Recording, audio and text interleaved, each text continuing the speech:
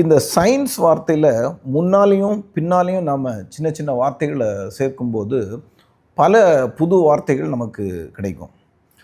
சயின்ஸுக்கு முன்னாடி சிஓஎன் கான் அப்படிங்கிற வார்த்தை சேர்த்தோம்னா கான்சியன்ஸ் அப்படிங்கிற வார்த்தை வருது. கான் அப்படின்னா பொருள், with are together.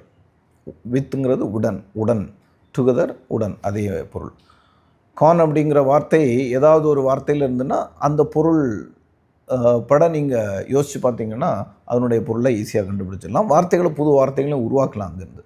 So conscious அப்படிங்கிறது என்னென்னா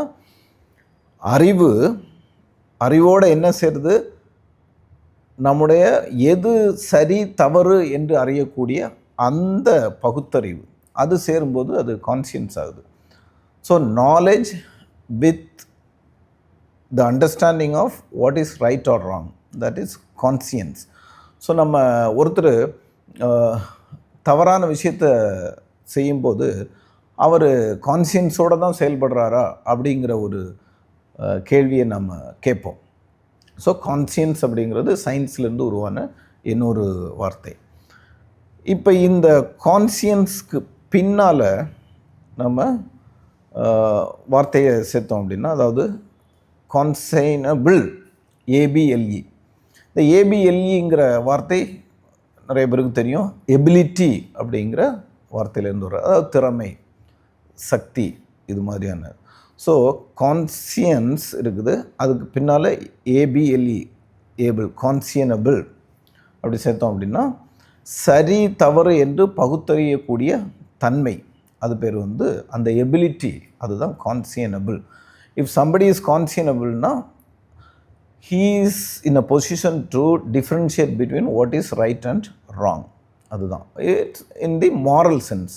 இது கான்சியனபிள். இதுக்கு அப்படியே ஒரு வார்த்தையை முன்னால் போட்டோம் அப்படின்னா யூஎன், அன் அப்படிங்கிறது உங்களுக்கு தெரியும், நெகட்டிவான ஆப்போசிட் மீனிங் கொடுக்கக்கூடியது.